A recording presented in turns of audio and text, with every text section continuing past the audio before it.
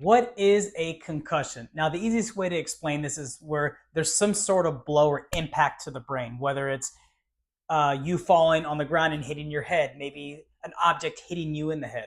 It could be if you're in a high-speed accident and you're having a whiplash, but the brain moves and hits the front of the skull, even the front and the back of the skull. There's various ways that that can happen, some sort of blunt force trauma to the brain, and technically it's a mild brain injury.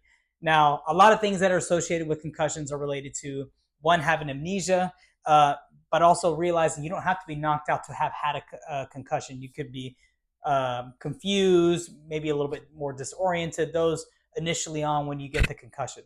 But a lot of the symptoms afterwards could be related to headaches, high irritability, brain fog, balance impairments, some sort of mood changes. There's so many different things that a concussion can do that a lot of times doctors will say, take a week off, take 2 weeks off, of course, depending on the severity of the concussion.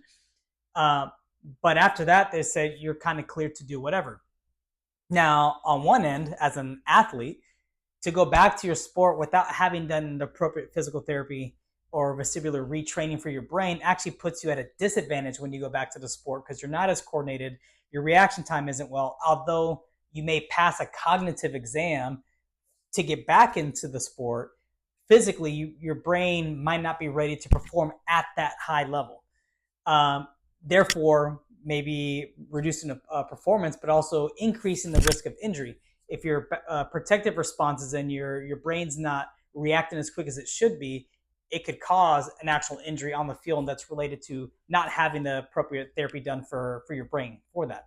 On the other spectrum, it could be maybe you're not an athlete, maybe you're just a teacher and you're trying to get back into creating curriculums and those kind of things, and maybe it's taking much longer for you to create those curriculums because you're not able to concentrate. Maybe there's a bit of confusion. Maybe you're forgetting certain things that you wrote down. So there's a lot of things that we do on a day-to-day basis that it can affect, and also things from a performance that it can affect. So without the appropriate physical therapy, specific vestibular training, balance retraining, that helps reconnect the brain back to the body, not only to help the body respond in a more stable way and being able to recruit the right muscles for performance, but also from a protective response is reducing the risk of injury because now your brain is interpreting what middle is supposed to be. Because a lot of times with brain injuries, even in the form of a mild brain injury like a concussion, you're a bit more disoriented and the brain